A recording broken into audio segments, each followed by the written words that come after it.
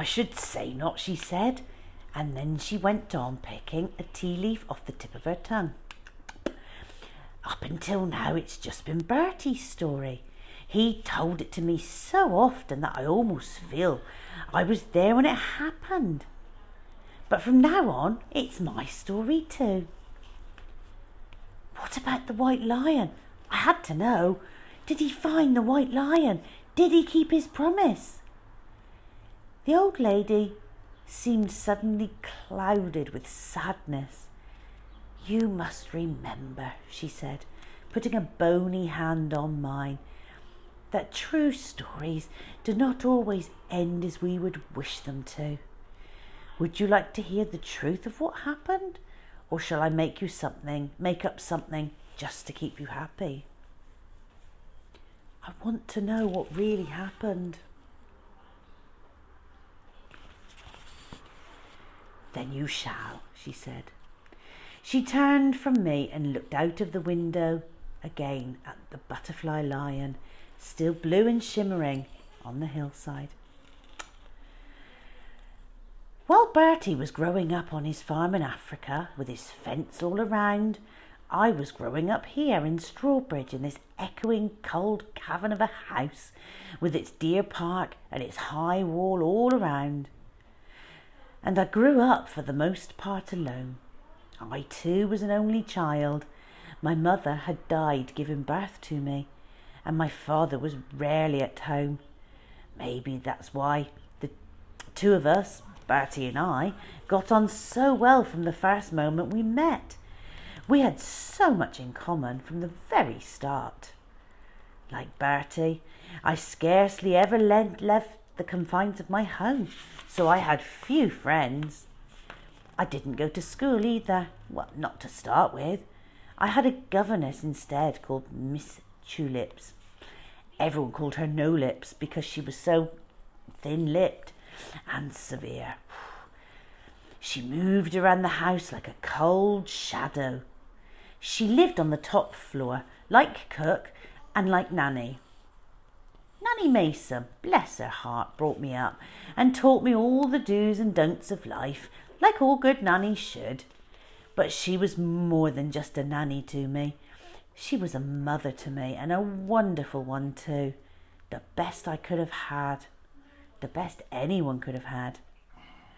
My mornings were always spent at my studies with No Lips, but all the while I was looking forward to my afternoons out walking with Nanny Mason.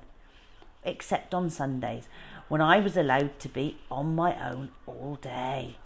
If Father wasn't home for the weekend, which he usually wasn't, then I could fly my kites when it was fine and read my books when it wasn't. I loved my books. Black Beauty, Little Women, Heidi. I loved them all because they took me outside the park walls. They took me all over the world. I met the best friends I ever had in those books. Until I met Bertie, that is. I remember it was just after my 10th birthday. It was Sunday and I was out flying my kites. But there wasn't much wind, and no matter how hard I ran, I just couldn't even get my best box kite to catch the wind and fly.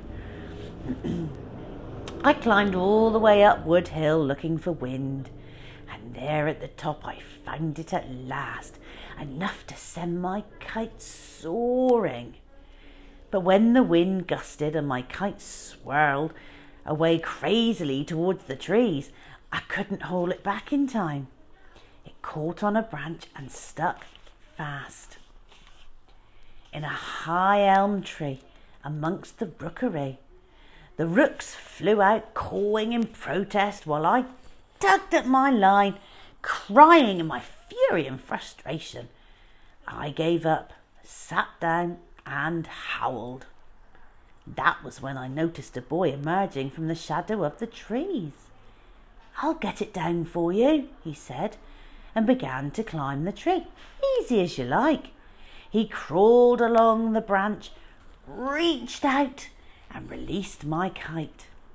It floated down and landed at my feet.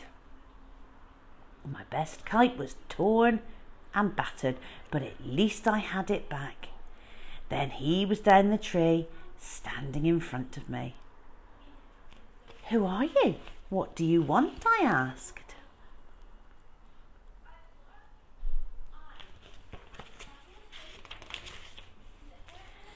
"I can mend it if you like," he said.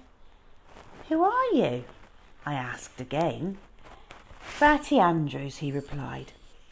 He was wearing a grey school uniform and one I recognised at once. From the Lion Gateway I had often watched them on their walks. 2 by 2, blue school caps, blue socks. "You're from the school up the road, aren't you?"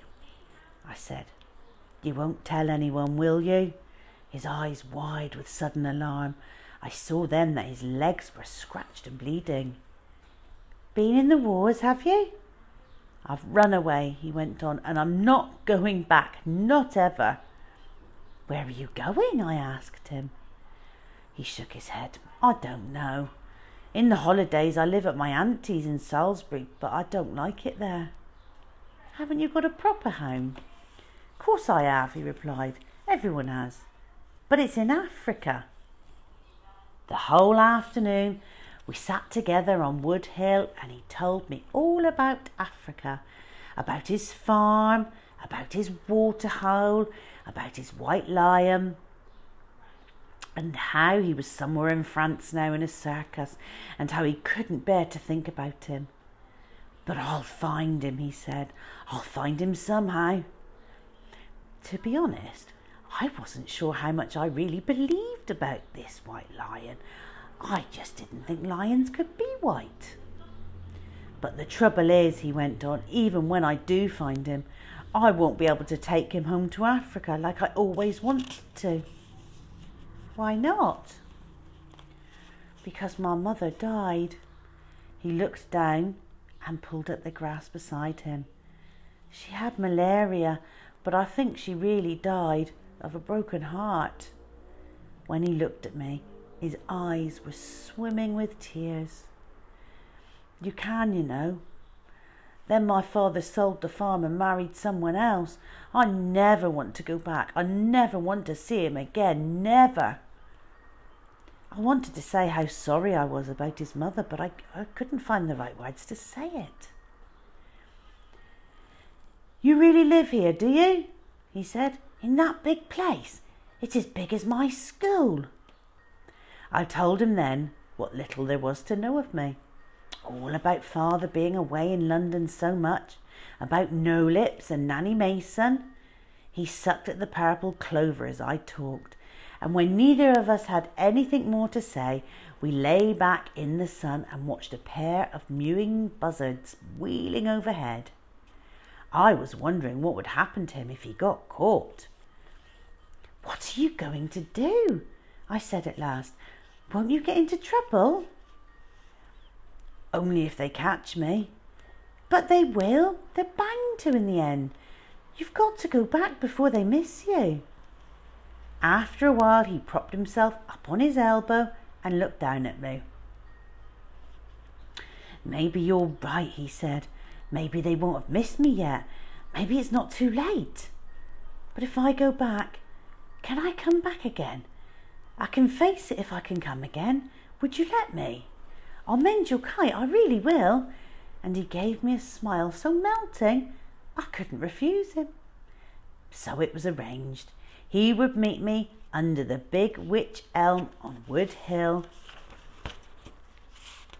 every Sunday afternoon at 3, or as close to 3 as he could. He would have to come through the woods so that he could never be seen from the house. I knew full well that if No Lips ever found out, there'd be merry hell to play. For both of us, probably. Bertie shrugged and said that if he got caught, all they could do at school was beat him, and that once more wouldn't make any difference anyway. And if they expelled him, well, that would suit him fine. Okay, we'll have to leave it there. So come back next week and we'll continue this wonderful story I can't wait to find out what's happened to the white lion, can you? Well, I am enjoying this story. I can't wait to find out what happens, and I do hope it turns out to be a happy ending, because at the moment I'm finding it quite sad for Bertie and for his lion. I desperately hope the lion's having a nice life and that Bertie does find him in the end. Well, I hope you're finding it as interesting as I am, and hope you're looking forward to coming back next week and finding out what happens next. Rusty and I hope you have a great week. Hope you manage to find some fun things to do, but also you get to relax as much as Rusty is. Have a good week, everybody, and we'll see you next week. Take care. Goodbye.